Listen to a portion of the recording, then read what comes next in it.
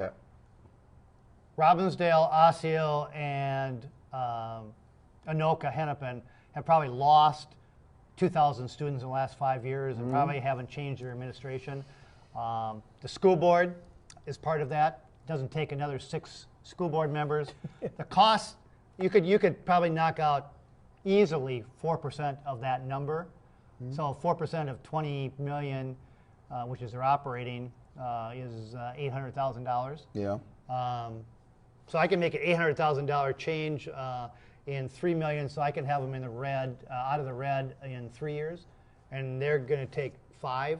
Well, that's the thing. I mean, every district, when we talk about it, it's got their own superintendent, their own finance person, their own communications person, their own for 2,000 students. Yeah, and we have it with 12,000. Right, and we had 15,000 3 years ago, probably. Yeah. Their own diversity coordinator. Yeah.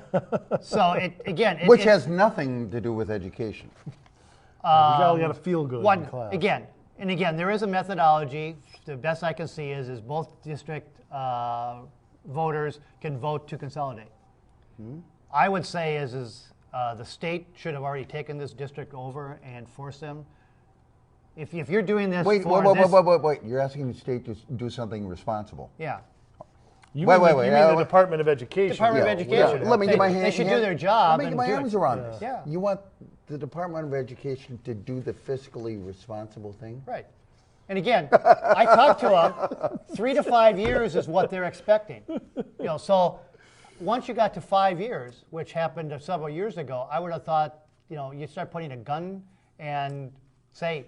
You can't say gun. You can't say gun. You can't say gun. All right. Pressure. Pressure.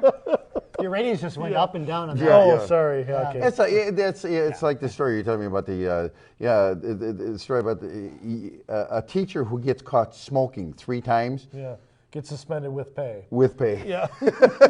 Well, that's called vacation. Well, you obviously you work in the private sector. Well, let's jump ahead a little bit to 281 because we've got some interesting things coming up here really soon.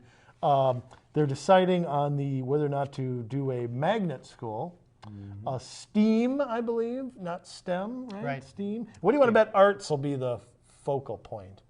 I just have a feeling that when they add arts, that'll be the focal point. We already have an art school in Crystal. We already have one of those. Oh, yeah, the fair school. We don't need one of those. Well, I don't know. Well, why was it added to STEM then? In my mind, it's the same thing. Why I remember, folks, when the constitutional amendment got passed to get sales tax up, we had to bring more players in to make more votes.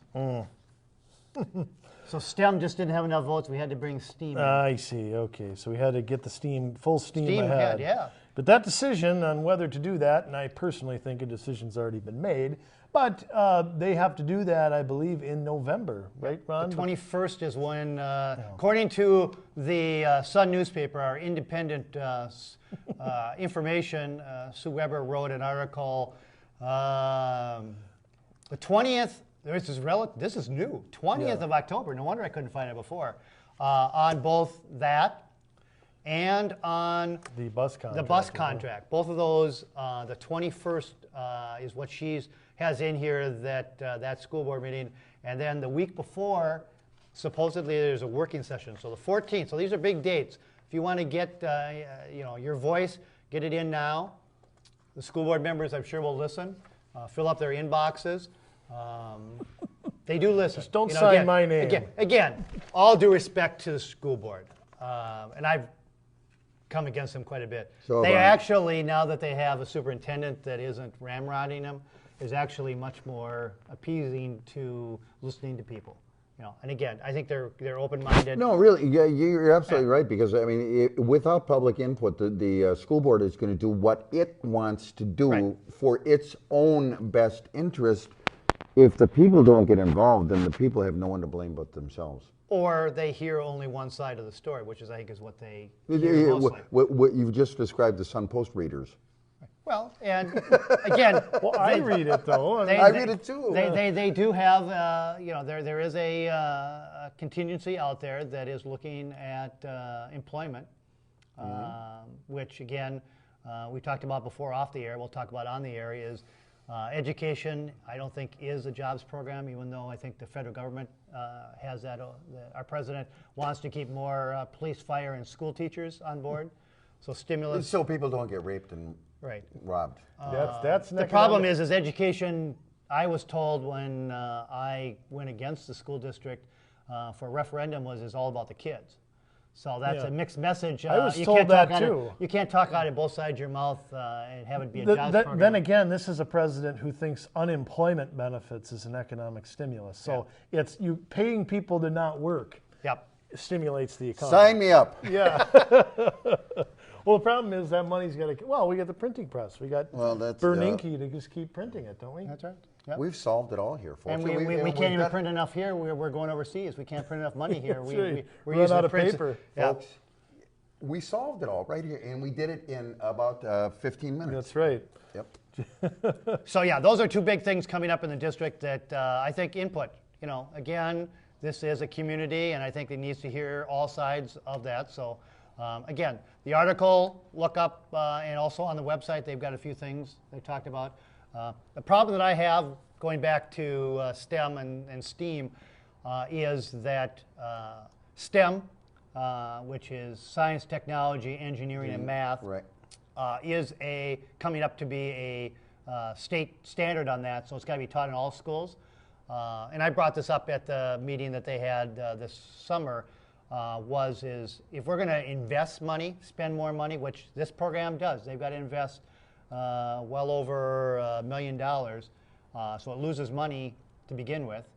Plus, it has to have at least 33% of the students open enrolled. So we got new money coming in. Oh, we got to okay. steal students from other districts. I'm sorry. We have to Recruit. entice We have to them. recruit Right. students from other districts to make this Steal. work. Come on. Yeah. And assuming that that's correct, that's the point that needs to be made. If you don't make that, you know, it doesn't. not gonna recoup. And it doesn't recoup money until the 5th year. I don't think it doesn't break even until 5 years. Why don't we put that money into the classroom of every elementary school? And again, we're talking elementary here. This is an elementary-only program. Well, Ron, let me ask you that. I mean, how is that flying? I mean, how is that flying, do you think, with the citizens here that we're going to open up another school that's another lottery-based thing, like the Spanish immersion school is, and we have to set aside X amount? I mean, do you have a better chance of, if you're a Robbinsdale parent, is your best chance to get into the school to move to Minneapolis?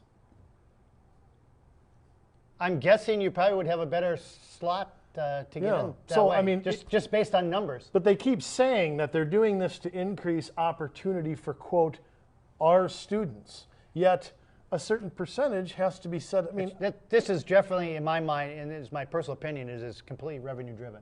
yeah, okay. Has So they're just nothing- trying to absolutely get nothing to do trying to get with- the money they're not getting Right. right now is what they're doing. And they want to retain. That's the other thing, is they want to retain they think they can retain more students that won't go out the back door, so to speak, and go to another district if they have a program that nobody else has. But let me throw this out there. Let's just pretend that I am looking at leaving the district.